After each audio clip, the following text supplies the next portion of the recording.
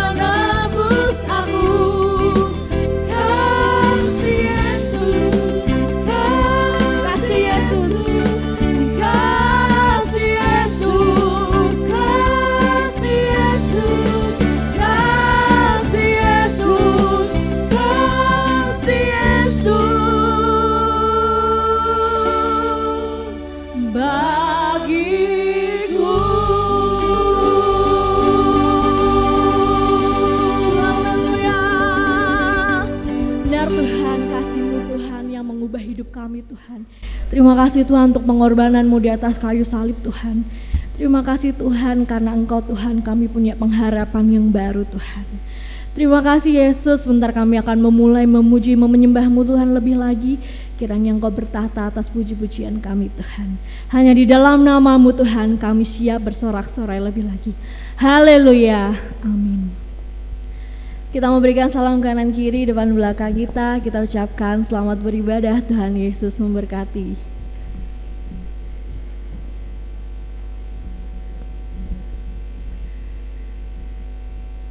Silahkan duduk kembali Bapak Ibu Saudara kasih Tuhan. Kita mau angkat pujian kita mau nyatakan bahwa berbahagialah buat setiap orang yang percaya dan mengandalkan Tuhan.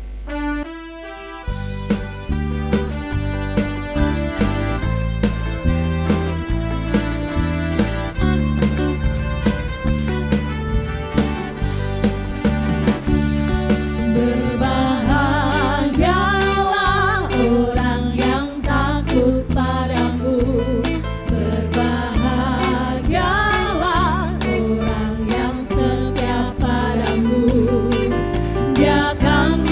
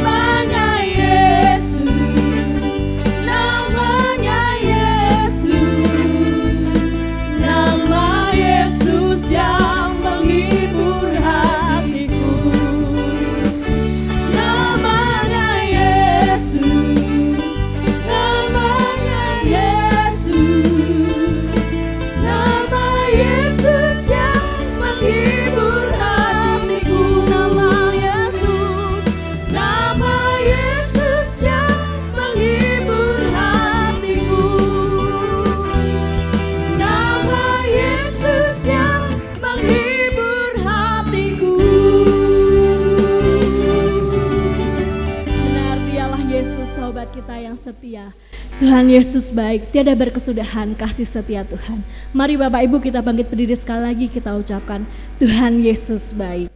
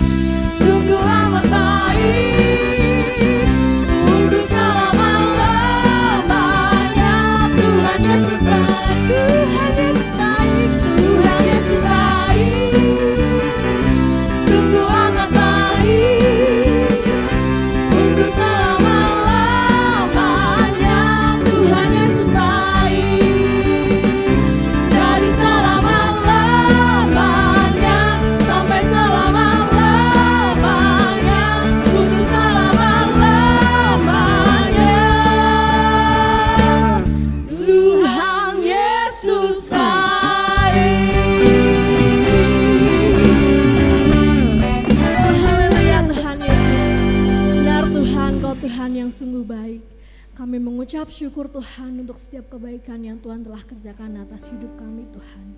Sekarang Tuhan kami mau buka hati kami kembali Tuhan, untuk kami mendengar firman-Mu Tuhan. Pagi hari ini Tuhan kami mau diingatkan Tuhan, sekalipun kami berjalan dalam lembah kelam Tuhan Yesus, kami gak takut Tuhan karena kami punya Engkau Tuhan.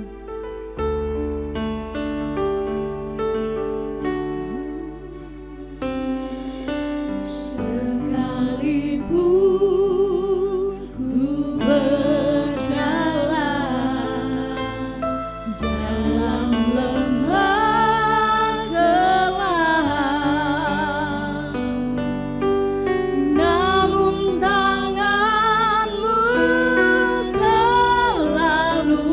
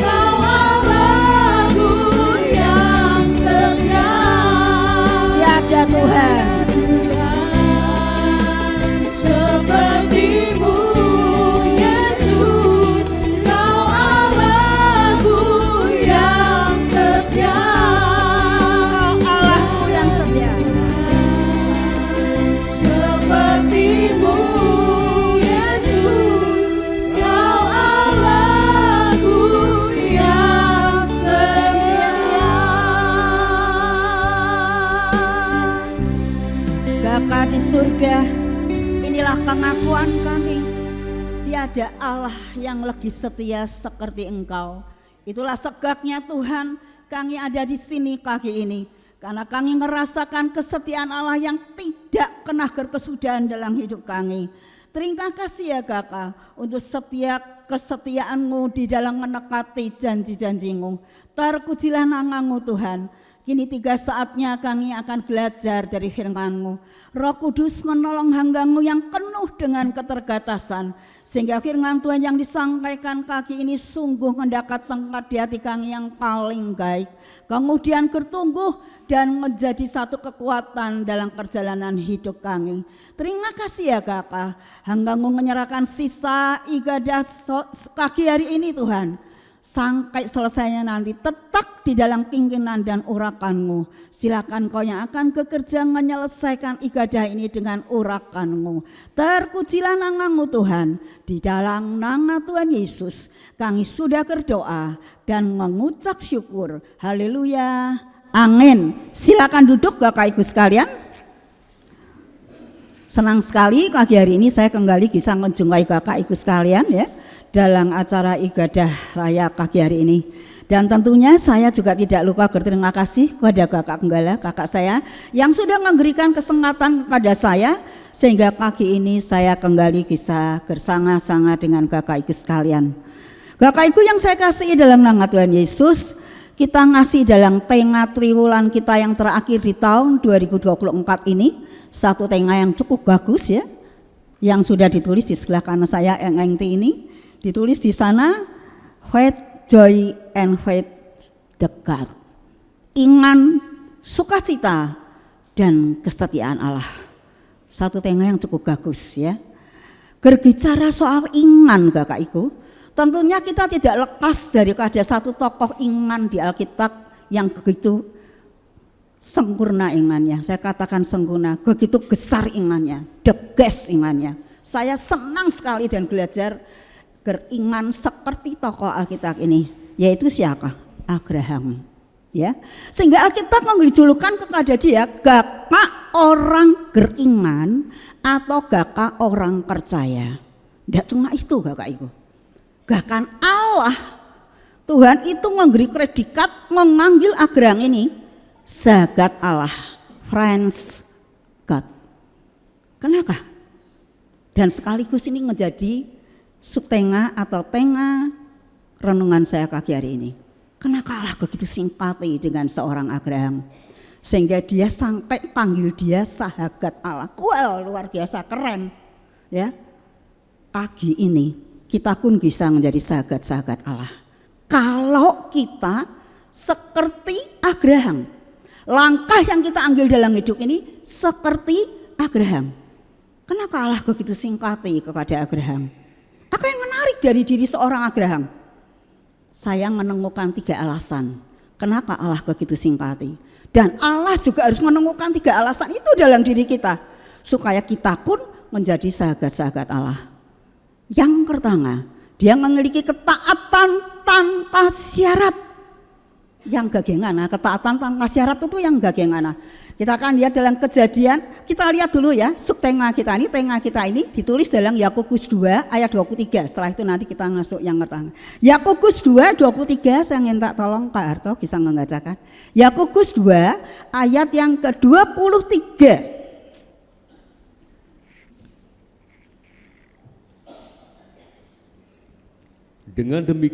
Dengan jalan demikian, genaplah nas yang mengatakan, lalu percayalah Abraham kepada Allah, maka Allah memperhitungkan hal itu kepadanya sebagai kebenaran. Karena itu Abraham disebut sahabat Allah. Karena itu Abraham disebut sahabat Allah. Karena Allah tertarik dengan imannya. Yang model bagaimana? Ada 3 alasan. Kita masuk yang pertama, ketaatan tanpa syarat. Seperti apakah ketaatan tanpa syarat itu? Kita akan lihat Kejadian pasal yang ke-12. Kejadian pasal yang ke-12 ayat 1 sampai yang keempat. Minta Karta tolong membacakan Kejadian pasal 12 ayat 1 sampai dengan yang keempat. Berfirmanlah Tuhan kepada Abram, pergilah dari negerimu dan dari sanak saudaramu dan dari rumah bapamu ini ke negeri yang akan kutunjukkan kepadamu. Aku akan membuat engkau menjadi bangsa yang besar dan memberkati engkau serta membuat namamu masyhur, dan engkau akan menjadi berkat. Aku akan memberkati orang-orang yang memberkati engkau dan mengutuk orang-orang yang mengutuk engkau. Dan olehmu semua kaum di muka bumi akan mendapat berkat.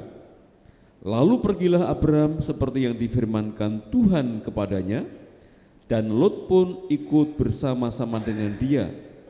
Abraham berumur 75 tahun ketika ia berangkat dari Haran. Nah, waktu ini Agrang ya, namanya Agrang, belum Abraham, berumur 75 tahun. Jadi suatu hari Tuhan itu menyampaikan satu perintah kepada Agrang ini.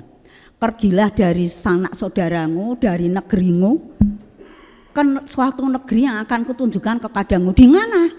Mana itu? Tidak disebut di sini. Ke mana? Tidak disebut. Mana itu juga tidak tahu. Jadi tidak jelas. Tapi disuruh pergi. Aku akan menjadikan namamu masyhur, menjadi satu bangsa yang besar, diberkati dan mengberkati. Orang yang memberkati kamu pasti diberkati. Orang yang mengutuk kamu dikutuk. Wah, luar biasa. Tapi ini kan tidak masuk akal. Pergi ke suatu negeri yang tidak tahu itu mana. Padahal Agrang di situ sudah ngakan. Kerjaan yang ngakan, rongah enak. Kemarin saya ketemu dengan salah seorang teman saya yang cerita tentang rongahnya. Loh, kamu kok pindah di situ nakal? Oh lah, daerah itu enak, daerah orang elit, enak banget di situ. Oh gitu ya. Jadi saya pilih rongah di situ. Ketika dia mau pilih pindah rongah, milih loh. Kita tuh kalau mau pindah rongah milih enggak? Pakai syarat. Ini rongah gimana lokasinya? Pindah pekerjaan apalagi? Lah enak dia di situ kalau saya pindah. Lah ini Agrang nih enggak ngerti loh, ke suatu negeri, tinggalkan semuanya pergi ke suatu negeri mana? Tidak disebut. Pokoknya pergi. Nanti di tengah jalan tak kasih tahu mana negeri yang akan tak tunjuk ke kepadamu. Jadi bahasa sehari-harinya gitu. Terus aku akan jadikan kamu namamu masyhur, menjadi bangsa yang besar. Bangsa yang besar gimana? Anak satu aja enggak punya. Bicara bangsa yang besar. Enggak masuk akal, enggak jelas perintahnya Tuhan.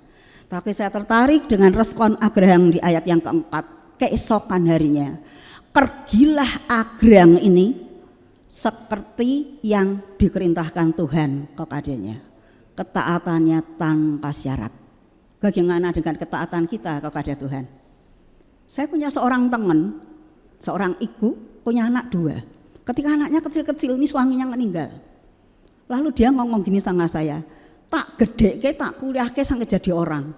Aku kepengen kedua anakku itu jadi karyawannya pabrik rokok Jarum di Kudus.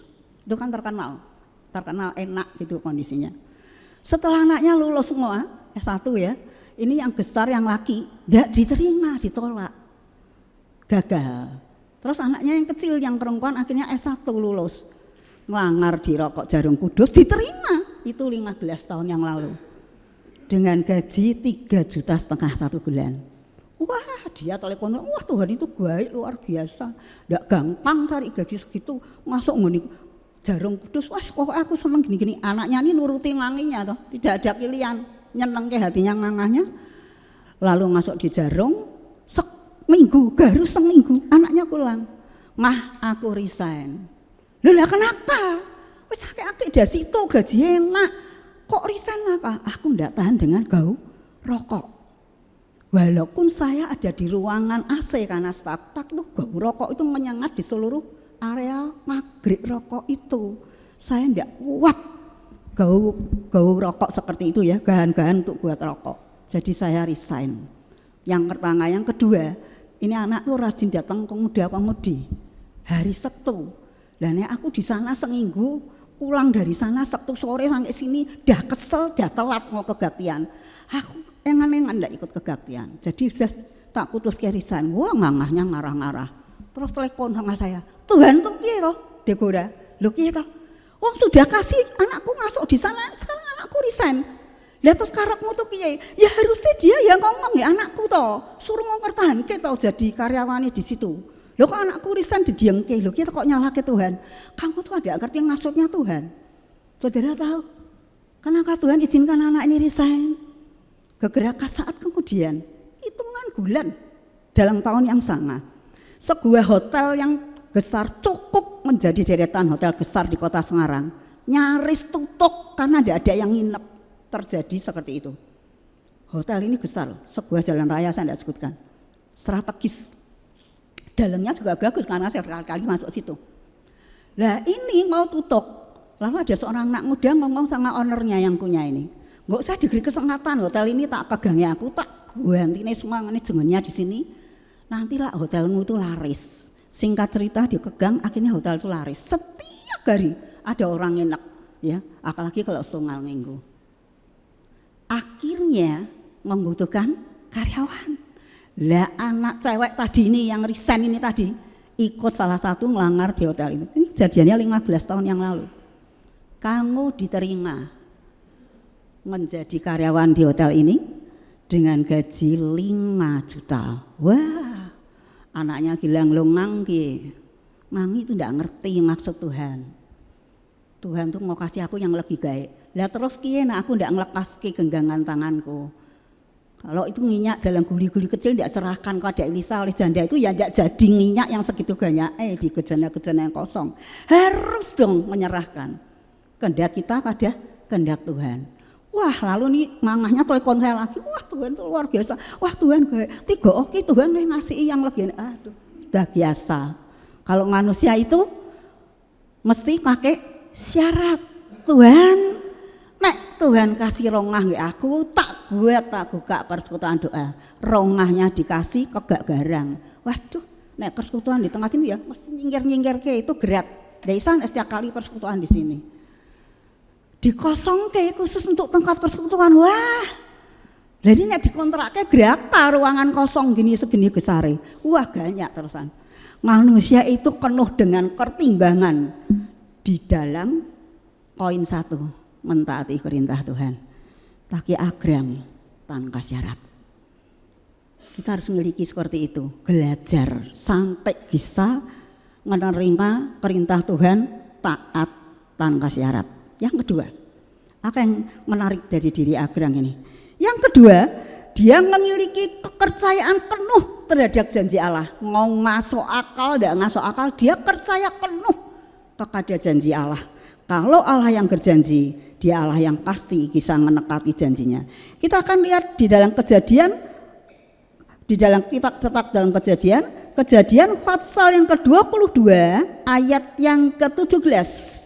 Kejadian 22 ayat yang ke-17, Pak Herto bisa membacakan. Kejadian 22 ayat yang ke-17. Maka aku akan memberkati engkau berlimpah-limpah dan membuat keturunanmu sangat banyak seperti bintang di langit dan seperti pasir di tepi laut. Dan keturunanmu itu akan menduduki kota-kota musuhnya. Aku akan membuat keturunanmu seperti bintang di langit. Jadi suatu hari Tuhan ngomong, coba agrang kamu keluar. Lihat tuh bintang di langit, bisa ngitung enggak bisa. Pasir di laut enggak bisa. Aku akan membuat keturunanmu itu seperti bintang di langit dan seperti pasir di laut. Kira-kira kalau kita di posisi agrang dengar berita seperti ini di posisi agrang, kita tuh kan mikir, Tuhan nek nging itu enggak usah terlalu besar. Bintang di langit loh, anak satu yang enggak punya. Kok bintang di langit tuh piye, pasir di laut. Tapi Abraham ini tidak peduli ngasok akal, karena dia dengar itu janji dari Allah. Allah yang berjanji itu Allah yang bisa menepati. Kita bilang Allah itu bukan manusia yang bisa janji dan ingkar, tapi Allah itu Allah yang menepati janji. Bapak Ibu tahu bagaimana respon Abraham terhadap janji Allah? Roma pasal yang keempat, kita akan lihat ayat 18 sampai 21. Roma pasal yang keempat, Pak Harto bisa membacakan. Roma pasal yang keempat ayat yang ke-18 sampai yang ke-21. Roma pasal yang keempat ayat 18 sampai yang ke-21. Sebab sekalipun tidak ada dasar untuk berharap, namun Abraham berharap juga dan percaya bahwa ia akan menjadi bapa banyak bangsa, menurut yang telah difirmankan, demikianlah banyaknya nanti keturunanmu. Imannya tidak menjadi lemah, walaupun ia mengetahui bahwa tubuhnya sudah sangat lemah, karena usianya telah kira-kira 100 tahun, dan bahwa rahim Sarah telah tertutup. Tetapi terhadap janji Allah, ia tidak bimbang karena ketidakpercayaan, malah ia diperkuat dalam imannya, dan ia memuliakan Allah dengan penuh keyakinan bahwa Allah berkuasa untuk melaksanakan apa yang telah ia janjikan. Ya, terima kasih. Tidak ada dasar gerarak. Ini umur Abraham sudah jalan terus sampai 100 sekarang. Waktu dia meninggalkan Haran itu 75. Ini jalan terus sampai 100. Ya orang umur 100 badannya masih sudah lengah. Terus istrinya Sarah tuh 90. Secara medis ya gimana bisa punya anak? Karena sudah tidak menstruasi lagi. Lagi-lagi Tuhan ini ngomong model begitu, bintang di langit. Jadi Tuhan itu akan tidak keliru nih ngomong begini. Terhadap janji Allah, Abraham tidak sedikit pun ragu. Sebab dia yang berjanji, dia pasti bisa melaksanakan janji itu. Bapak Ibu yang dikasihi Tuhan Yesus Kristus, kalau kita tuh bisa punya kepercayaan seperti itu terhadap setiap janji Allah, hidup ini enak, sangat enak hidup ini. Menikmati janji Allah kok setiap hari kan enak. Bapak Ibu 3 minggu yang lalu, ya tepatnya tanggal 21, grup senang saya kan ikut senang, itu mengadakan satu acara di Gunung Pati sana. Ya, lah dalam program ini teman-teman milih saya jadi ketua panitia. Ya wes lah, enggak apa-apa, saya bilang gitu. Rakat demi rakat, saya siapkan dengan baik. Sampai rakat yang terakhir, Hamin 7. Lalu saya tanya, lah ini jadinya sampai hari ini tuh gerakat atau peserta kita tuh berapa? 109 Gudigoda. Oh, sang wedding list 109. Terus naiknya apa ya Gudigoda? Ya itu naiknya GES 2. Saya sudah sewa GES 2 ya. Lah GES 2 yang kita sewa itu kan cuma muat 104. Ya tangga 1 mobil kecil saya bilang. Pokoknya tangga 1 mobil kecil. Terus kita dekat mobil R3 seperti punya Pak Genggala itu R3 itu kan kecil itu. Cukup enggak nih Gudigoda? Cukup. Nanti GC 104 karena 52, sisanya 5 kasih ke DR3. Lalu saya gagi, panitia itu 10. 5 saya kasih di GES pertama, 4 di GES kedua, terus 1 saya yang akan mendampingi R3 saya bilang. Saya senang yang mobil kecil, saya lincah. Ya wes, akhirnya kita berangkat. Sampai di Gunung Pati, itu kita punya 3 session. 3 session ini semuanya isinya permainan keakraban. 3 pemimpin acara. Lalu pada acara pertama dimulai ya, saya kan mengangati ya, ngelikut dimulai ini. Orang yang ingin acara yang ketiga ngomong gini sama saya, Gudigoda, acaraku ki nganggo dos nggak nganggo gola. Lah itu ndak dos, saya sudah disiake, dos dikasih logam gitu. Lah nanti gola-gola masuk banyak dikasih di situ, digendongkan sama orang, digoyang-goyang, golanya suruh jatuh, yang paling cepat itu yang menang. Itu kronologinya gitu. Lah tapi golanya di mana ya? Saya cari sana sini. Ya tadi kok aku enggak lihat ya gola-golanya di mana ini. Lalu saya tanya sama bendahara panitia yang membeli dan mempersiapkan semua fasilitas permainan. Loh kamu tuh kan tak suruh beli gola toh? Sudah. Lah mana? Sekarang tuh mana kok enggak kelihatan? Waduh. Goda-goda ketinggalan di rumah. Waduh. Saya ini kan seorang yang emosional. Wah, saya pengen marah di situ, tapi enggak lucu saya marah di depan orang 109 gitu kan enggak lucu. Kamu tuh piye tuh? Kok bisa ketinggalan tuh piye? Harusnya aku enggak semua nggak gawa kamu digagi, coba di titik aku ya enggak ketinggalan. Wah, saya jengkel banget. Kok desa kiaki enggak nyelesaikan masalah. Teman saya yang satu galang enak bilang, "Wes ndak kakak Gudigoda gelidak Indomaret." Lah nek aku sing kurang ya gampang gelidak Indomaret ini gola, bukan 1 2, 60 biji. Kok cari di Indomaret gitu? Ya tidak mungkin Indomaret jualan gola. Itu toko mainan. Ya toko mainan jangan anggone sekine kayak gini. Aduh, saya tuh benar-benar panik. Dan saya ngerasa tertuduh sebagai ketua panitia. Kok saya enggak neliti gitu loh. Lah saya juga nyalahke, lah kamu kiki kok. Akhirnya saya bilang sudah berangkat cari sana. KKO R3, tadi saya akan KKR3. Sana cari, aku ndak ngerti cari di mana. Nek ndak ketemu ya wes lah kowe ulang. Anggil 1 jam harus kembali ke sini. Itu jaraknya tuh pulang pergi 1 jam kalau ndak macet. Tak sampai 1,5 jam ya wis gar acaranya sudah selesai lah gitu. Setengah jam teman saya ulang ini. Yang tak suruh geli gola, ini lo gede gola golane kaget saya. Ndak sampai setengah jam. Loh, lah kok bisa kamu geli di mana? Keluar dari daerah ini, saya menemukan satu toko mainan. Lah kok ya gejone itu aku cari gola di situ. Toko mainan itu ngisi nyimpan punya stok. 1 kak gitu tuh isinya 60. Lah coba golanya saya habis ki. Aduh saya sudah habis pikir. Saya duduk di paling belakang saya merenungkan Tuhan. Luar biasa Tuhan. Tuhan itu benar-benar Tuhan yang tidak pernah mengecewakan. Kenapa? Karena saya untuk tahu persis, saya akan tanggakan 3 ayat.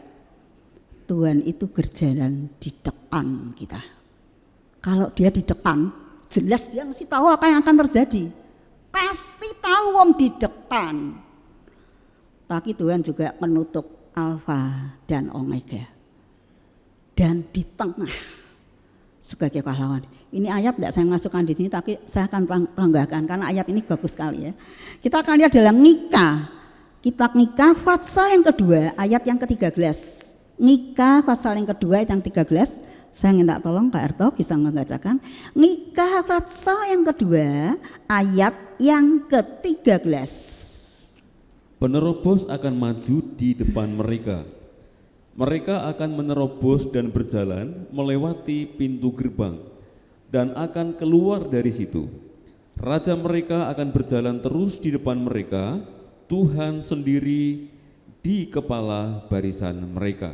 Hidup ini sebuah perjalanan atau barisan. Tuhan ada di kepala, di depan. Sebagai penerobos. Kalau ada yang ngalang-ngalangi pintu gerbang, diterobos. Dan kita bisa keluar dari sana sebagai pemenang. Karena dia pemenang. Kepala barisan dalam hidupmu. Yang kedua, Tuhan itu penutup. Kita akan lihat Yesaya 52 ayat yang ke-12. Yesaya 52 ayat yang ke-12.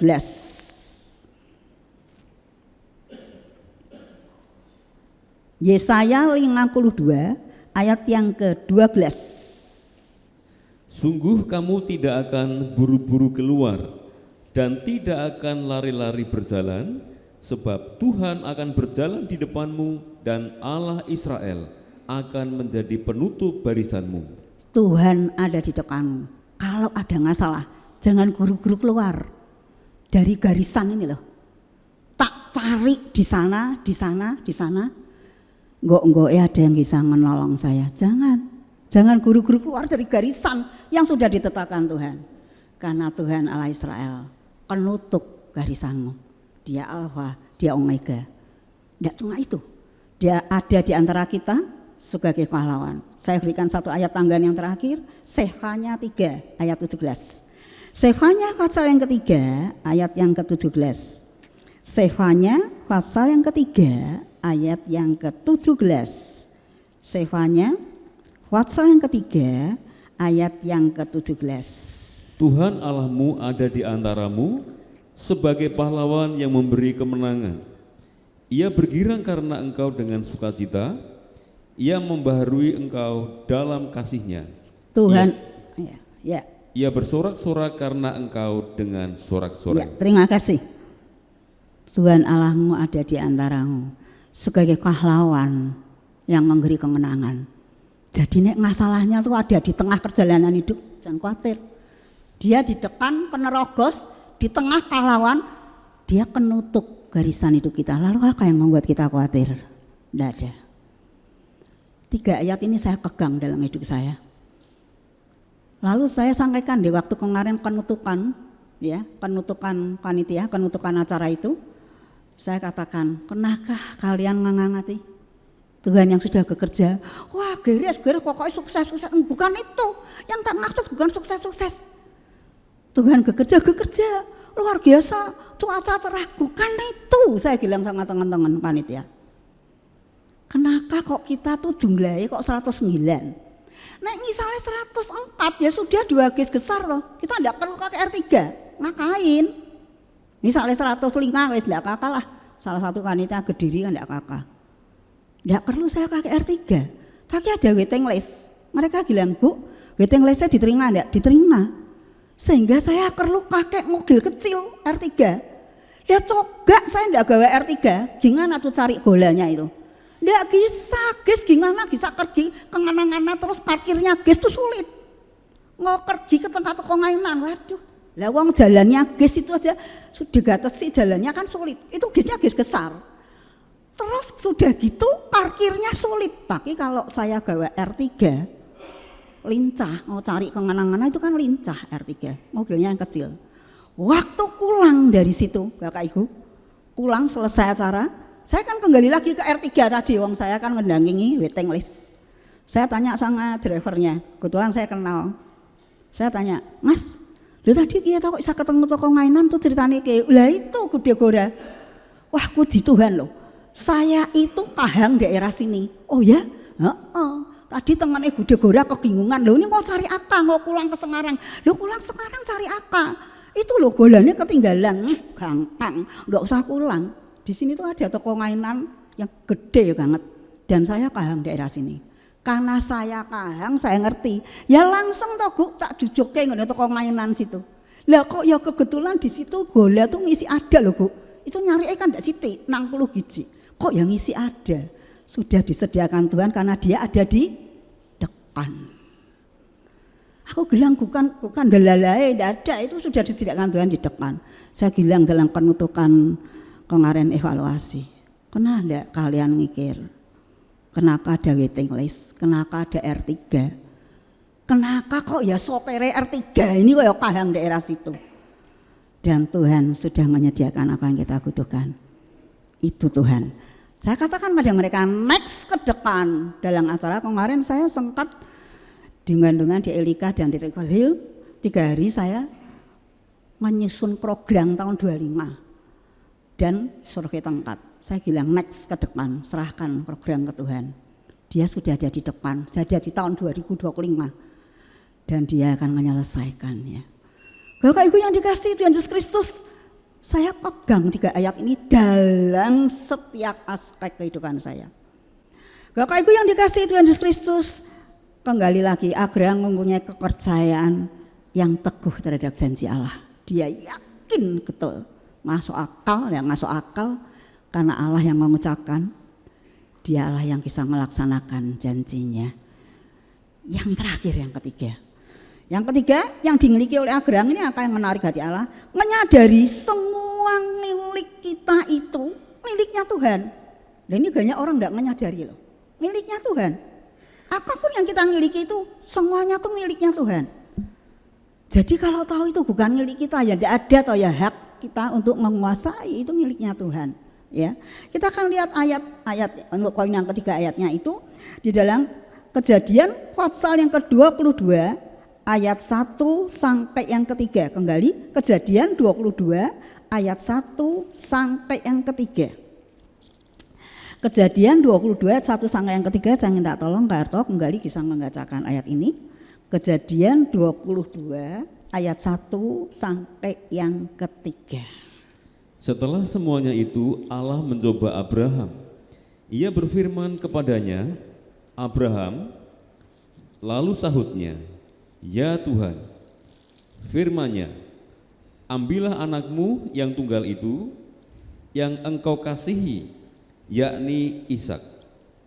Pergilah ke tanah Moria dan persembahkanlah dia di sana sebagai korban bakaran pada salah satu gunung yang akan kukatakan kepadamu.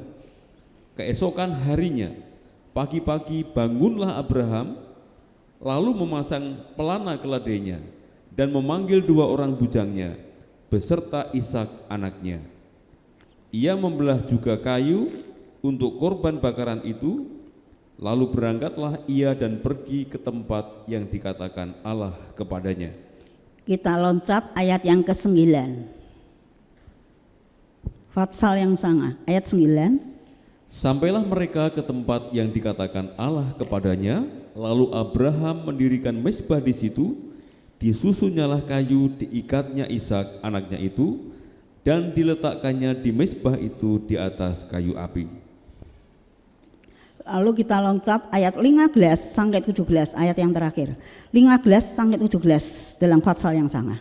Untuk kedua kalinya berserulah malaikat Tuhan dari langit kepada Abraham, katanya, "Aku bersumpah demi diriku sendiri, demikianlah firman Tuhan, karena engkau telah berbuat demikian, dan engkau tidak segan-segan untuk menyerahkan anakmu yang tunggal kepadaku, maka aku akan memberkati engkau berlimpah-limpah dan membuat keturunanmu sangat banyak, seperti bintang di langit dan seperti pasir di tepi laut, dan keturunanmu itu akan menduduki kota-kota musuhnya." Puji Tuhan, terima kasih Kak Arto. Bapak Ibu, yang ketiga ini saya seneng nih ya, si Abraham dikasih anak. Wala ini mulai kelihatan janji Allah itu dipenuhi. Dak ingut-ingut jarang aja, datang perintah. Perintahnya kali ini jelas, bukan tidak jelas. Pergi ke Gunung Muria, ya jelas toh? Gunung Muria, gawa kayu, gawa fasilitas korgan gakaran. Terus tuh gawa anakmu ke sana. Sampai di sana nanti buat mezbah gakaran untuk aku. Lalu anakmu itu nanti yang jadi korban mezbah gakarannya itu ya anakmu itu nanti. Kayu disusun, anakmu diikat, kasih ke situ, terus dibunuh untuk korban gakaran bagi aku. Kira-kira kalau gakak itu ada di posisi Abraham gimana? Wah, jelas gerontak. Nggak ngentak yang lain. Lenggu tanggun gitu tak gelike sing paling mahal. Lah kok yang diminta anaknya? Ngilik yang berharga bagi Abraham itu apa waktu itu? Ya anaknya toh jelas. Tapi Tuhan minta anaknya. Lho piye toh? Reka-rekae ngasih anak. Gar ngasih itu terus ini dingentak lagi. Maksudnya itu piye Tuhan itu? Wah, banyak di otak kita. Abraham itu kan manusia, sama seperti kita. Kisah loh dia berpikir seperti kita. Ya. Tentu ada pemberontakan di hatinya, ya. Dan tidak rela mengerikan itu, ya. Itu karena saya alami ketika ngangi saya dipanggil Tuhan oleh Tuhan. Tuhan tuh gitu. Lalu tiap hari aku tuh mendoakan ngangiku tuh aku minta sengguh. Orang-orang yang doakan pagi sore itu ya, tak dengernya doanya tuh minta sengguh. Lihat Tuhan tuh gitu. Kok malah dipanggil ulang? Angka Tuhan tidak bisa nyembuhin. Wah saya sempat gerontak. Sampai dengan jelas Tuhan ngomong sama saya, ngangimu tuh punya Isaka, punya aku apa punyamu? Oh lah ya punya Tuhan. Lah goro-goro tak diteke kamu mengasuh kamu sampai umur 30. Ada loh tante saya itu, onga saya meninggal ketika melahirkan tante saya, tidak sempat melihat wajah ibunya. Lah goro-goro sampai 30 kamu bisa mandiri. Lah sekarang tugasnya selesai. Kenapa tidak tak panggil untuk pulang? Baru saya tuh bisa menerima putusan kehendak Tuhan. Kadang-kadang kita tidak rela loh. Tidak rela. Apa yang menjadi milik kita tuh diminta Tuhan tidak rela. Padahal semua itu miliknya Tuhan. Tidak usah jauh-jauh. Ngasih persembahan tuh kita bisa pakai pertimbangan hitungan. Waduh, dan tak kasih segini, waduh, akhirnya tidak jadi. Makanya kalau tangan kanan menggeri itu tangan kiri tidak boleh tahu. Bapak Ibu, saya punya ini, kesimpulan ya, nanti saya berikan 2 kesaksian. Kesimpulannya dari ayat yang kita baca renungan pagi hari ini, iman, kesetiaan dan janji Allah itu adalah 3 kata dalam satu rangkaian yang tidak terpisahkan. Kalau kita punya iman yang bagus, jangan khawatir. Susulannya berikutnya itu sukacita. Perjalanan Abraham kan gitu. Endingnya sukacita. Dan itu adalah bukti kesetiaan Allah dalam setiap janjinya. Saya tutup dengan kesaksian ya. Suatu hari saya datang di sebuah kebaktian ya, di gereja Kringgading itu kebaktian wanitanya itu punya 5 kelompok. Ya karena kita jumlah besar ya. 5 kelompok.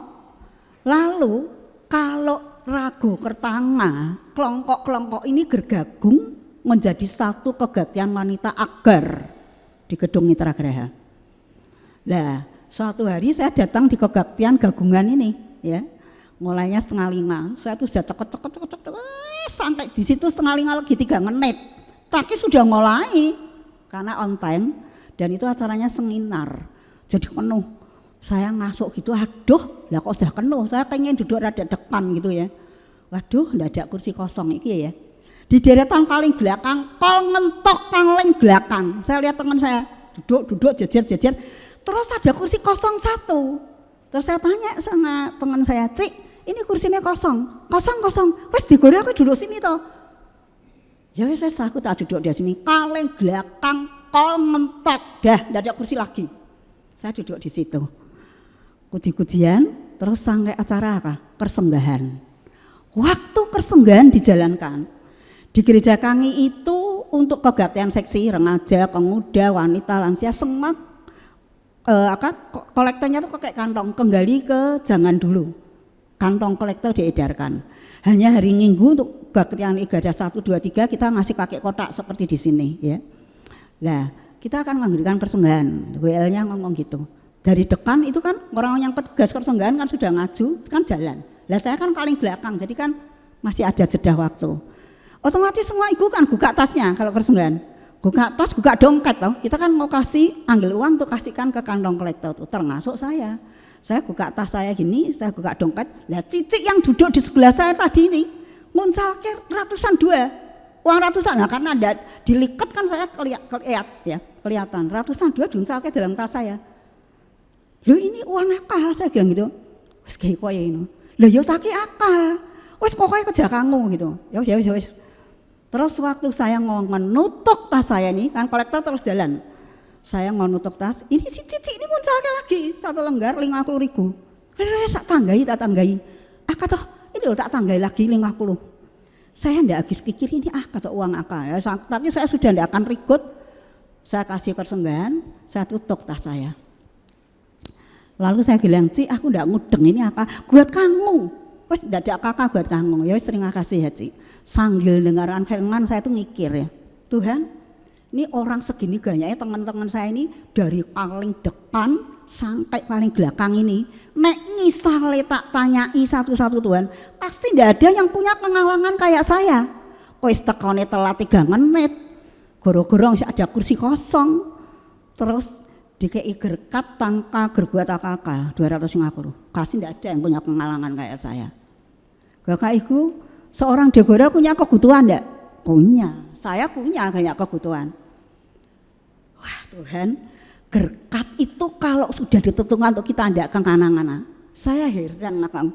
Kalau ada orang sampai desa kebaktian gara-gara ngoyak gerkat. Saya ndak mudeng.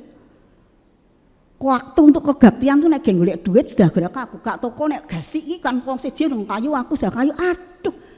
Gerkat tuh kalau sudah disediakan ndak kemana-mana. Jangan ngejar gerkat, kita itu dikejar gerkat. Itu yang saya alami dalam kehidupan ini. Waduh, kesaksian saya tuh banyak banget yang bisa disaksikan di sini. Tiap hari saya mengalami kesaksian dari Tuhan.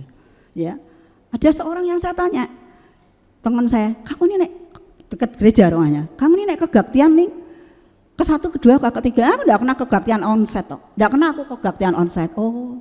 Kamu online ya? Online ke berapa? Ke-1, ke-2, ke-3. Saya juga enggak nyetel online.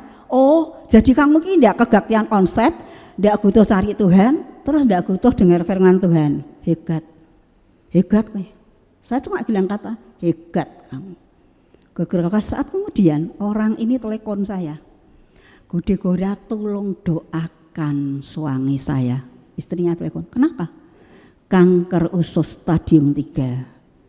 Oh, lah saya ngikir lah tuh. Diobati sama dokter, diobati dalam posisi seperti itu, lengah lunglai. Dia datang ke kebaktian. Loh sekarang kok datang ke kebaktian? Ya jangan tunggu kanker usus stadium 3 kayak datang ke kebaktian toh. Saya ngerti, saya butuh Tuhan. Saya enggak bilang terlambat. Saya bilang Tuhan, beri dia kesempatan dipulihkan. Kakak iku enggak usah kau ya gerkat. Buka toko siang sidik enggak kakak, pulang dari kerja tuh enggak apa-apa. Tuhan tuh sudah sediakan gerkat. Percaya dah sama saya karena saya itu ngalami. Satu kesaksian lagi. pada akhir bulan Juni saya kan ulang tahun ya. Nah saya tuh ngomong gitu kan, Tuhan aku kok pengen ulang tahunku tahun ini tuh aku makan gitu teman-teman ya. Nah saya sudah cooking rumah makan kecil ya. Adanya gerakan tahun nih 9 meja tok ya wis kakak satu sebetulnya kurang, masih banyak teman saya gulung kepanggil tapi ya sudahlah. Lah saya hitung-hitung tuh. Lah saya kan ngitung gadget. Waduh, ini berarti saya harus menyediakan uang sebesar ini. Bagi saya nilai itu besar. Sudah kakak, saya mulai nyimpen, menyisihkan uang saya supaya pas nanti saya ulang tahun saya bisa ya. Di tengah-tengah saya menyisihkan uang saya, Tuhan adakan saya 2 orang teman saya seiman yang butuh banget pertolongan. Duh Tuhan iki ndak tak tulung ya piye wong dia butuh. Tak nek tak tulung Tuhan, lah aku kakan nyimpene gutul ki kakan dilongi terus piye nanti sampai harinya kurang terus piye. Tapi 2 orang teman saya ini harus saya tolong, dia benar-benar urgen membutuhkan. Ya sudahlah, saya ambil, saya berikan sama orang ini buat kamu. Saya memberikan dalam keterbatasan saya waktu itu. Bapak Ibu tahu, Tuhan saya itu di depan dan tidak pernah berhutang. Salah satu orang yang saya undang dalam pesta kecil saya itu, tidak bisa datang, dia ngomong gini, aku tidak bisa datang, soalnya posisiku saat ini aku ada di luar negeri. Oh ya tidak kakak, wes. Dia kasih ucapan selamat ulang tahun. Oh tidak kakak.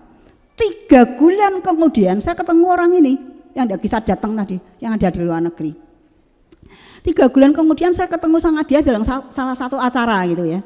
Terus waktu pulang orang ini bilang gini, ini buat kamu. Apa?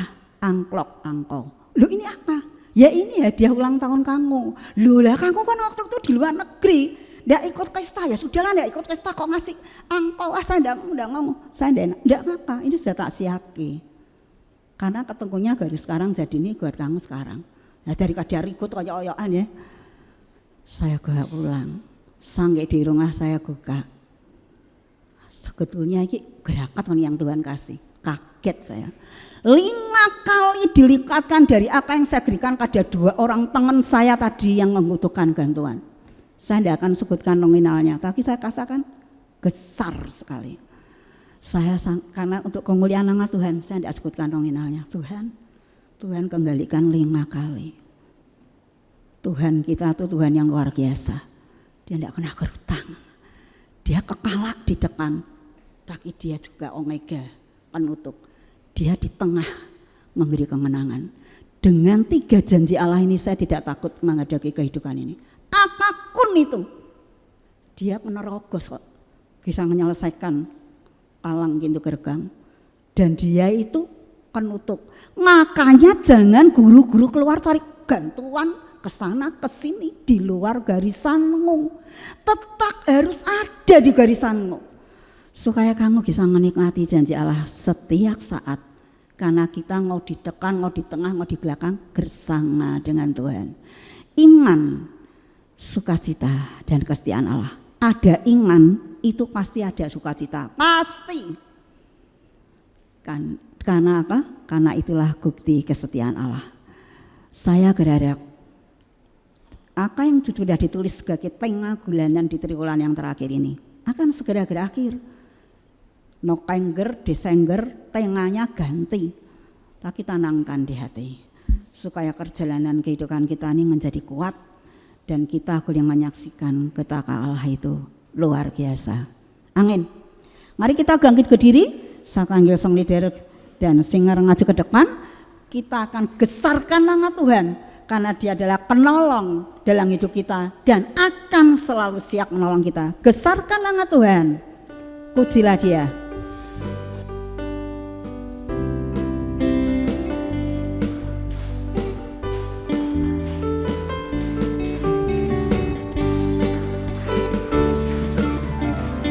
Besarkan nama Tuhan, pujilah Dia, kemurahan-Nya besar, tiada terkira. Aku tak dapat balas betapa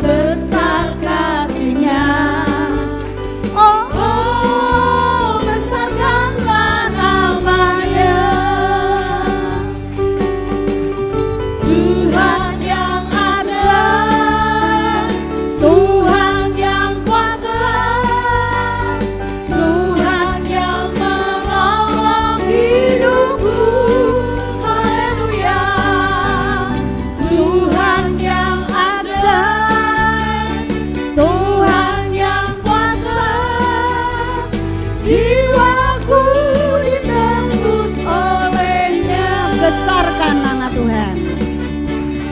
Besarkan nama Tuhan, pujilah Dia. Kemurahannya besar, tiada terkira. Aku tak dapat balas betapa besar kasih-Nya. Oh, besarkanlah namanya. Tuhan yang ajaib, Tuhan yang kuasa, Tuhan yang menolong hidupku. Haleluya. Tuhan yang ajaib, Tuhan yang kuasa, jiwaku ditembus olehnya. Jiwaku. Jiwaku ditembus olehnya. Jiwaku ditembus olehnya.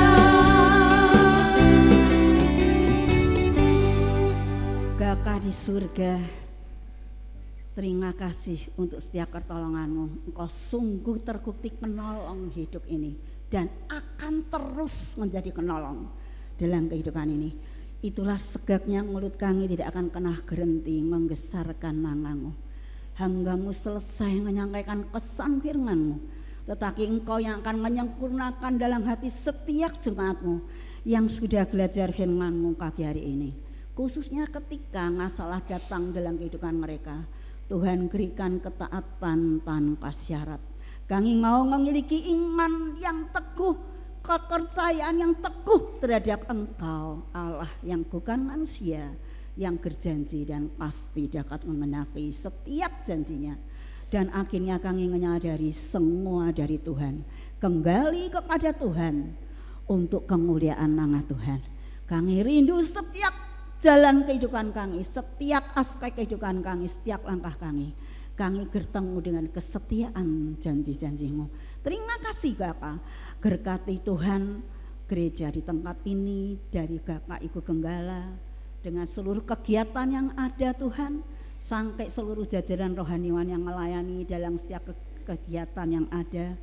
Tuhan, Engkau memberkati, Engkau mengurangi pelayanan mereka Tuhan, dan memakai mereka menjadi alat kepanjangan Tuhan untuk kemuliaan nama Tuhan. Berkati jemaat Tuhan yang setia beribadah setiap minggu di tempat ini, menjadi jemaat yang bertumbuh untuk kemuliaan nama Tuhan. Terima kasih Kakak, terpujilah nama-Mu. Di dalam nama Tuhan Yesus kami sudah berdoa dan mengucap syukur. Haleluya, amin. Silakan duduk Bapak Ibu, terima kasih, Tuhan memberkati.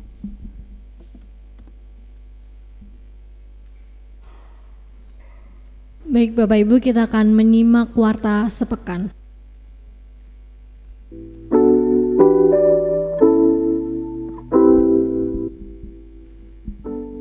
Shalom jemaat Tuhan yang terkasih, puji Tuhan, pada hari ini kita telah terberkati dengan firman Tuhan yang telah disampaikan melalui hambanya, Ibu Deborah Linawati.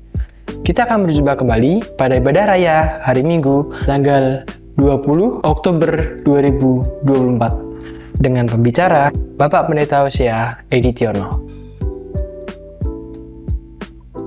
Dan berikut warta sepekan yang akan kami sampaikan.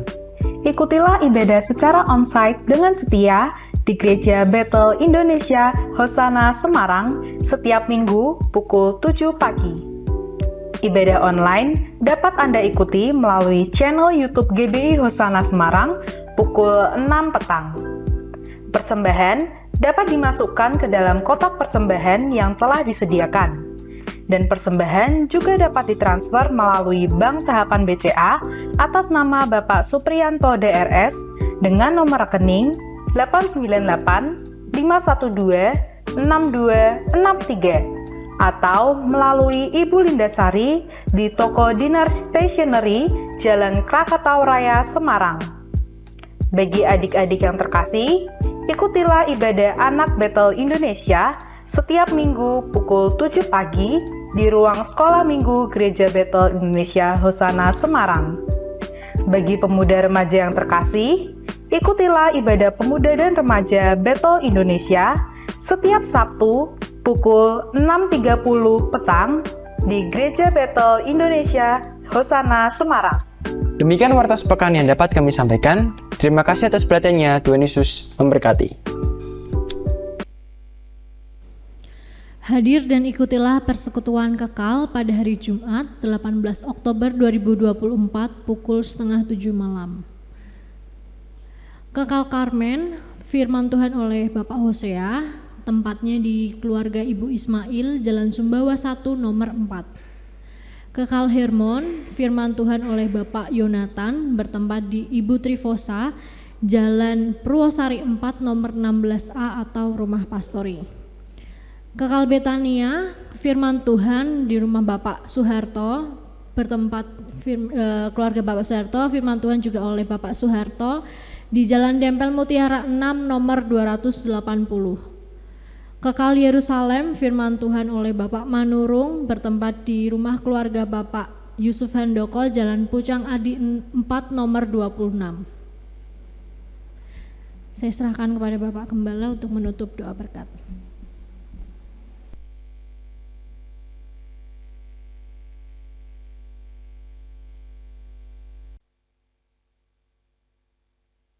Mari Bapak Ibu, kita akan akhiri ibadah kita. Tuhan Yesus, kami bersyukur Engkau Allah yang teramat baik buat kami. Kami percaya lewat firman-Mu pagi ini kami sudah diberkati, bukan secara kebetulan. Engkau ingatkan kami memiliki Allah yang dahsyat, Allah yang melampaui segala akal pikiran kami, sehingga apapun yang terjadi dalam hidup ini, Engkau tetap Allah yang berdaulat. Tidak ada Allah yang seperti Engkau ya Bapa, Allah yang kami tinggikan, kami kenal di dalam Yesus Tuhan dan Juru Selamat kami. Berkati hamba-Mu, Ibu Deborah, adik kami, di tengah kesendiriannya boleh melihat Allah yang menyertai itu sangat dahsyat. Dari kesaksian yang telah disampaikan kami melihat kedahsyatan-Mu Bapa. Karena itu ajar setiap kami, jemaat-Mu, untuk tetap setia, tidak menyerah dan undur. Karena Allah yang kami sembah adalah Allah yang mempunyai kekuatan menjadi pahlawan di depan, di tengah, dan penutup. Tidak ada alasan untuk kami Tuhan terpuruk dengan segala masalah kami. Sebab Engkau Allah yang memberikan kemenangan, jalan keluar. Terima kasih, berkati setiap jemaat-Mu yang sudah hadir pagi ini. Yang lemah Tuhan kuatkan, yang putus asa Tuhan buka jalan dan berikan pengharapan baru. Dan yang sakit Tuhan jamah sembuhkan. Sehingga mereka boleh memiliki mujizat dan melihat kedahsyatan Tuhan. Terima kasih Bapa, berkati bangsa dan negara kami Indonesia. Kami tetap berdoa bersyafaat buat bangsa dan negara kami. Dari suku-suku bangsa di seluruh Nusantara, nama Tuhan ditinggikan. Dan pengampunan terjadi bagi bangsa Indonesia dan bangsa-bangsa di seluruh mancanegara, sebab Engkau Allah yang sangat baik. Terima kasih Tuhan, kami tetap menanti kedatangan-Mu yang kedua, sebagai Tuhan yang menjemput kami dalam rapture yang akan datang. Karena kami melihat tanda-tanda zaman yang sudah semakin dekat. Sekarang Bapak Ibu, angkatlah kedua tanganmu, terimalah berkat Tuhan pagi hari ini. Pulanglah dalam kasih damai sejahtera Allah. Kasih Allah Bapa, pengorbanan Yesus Tuhan di Golgota untuk menebus melayakkan kita menjadi anak-anak Allah. diselamatkan dalam anugerahnya dalam dimensi waktu tanpa batas, menjadi ahli waris surga. Dan persekutuannya yang intim melalui rohnya yang kudus terus menyertai memberkati engkau dimanapun engkau berada, apapun yang engkau kerjakan, dibuat Tuhan berhasil dan diberkati. Tuhan memberkati engkau dan melindungi engkau. Tuhan menyinari engkau dengan kasih karunia-Nya. Dan saat ini Tuhan menghadapkan wajah-Nya kepadamu untuk memberikan damai sejahtera Allah hari ini esok sampai Maranatha Yesus datang kembali. Yang percaya di dalam Yesus berkata, Amin.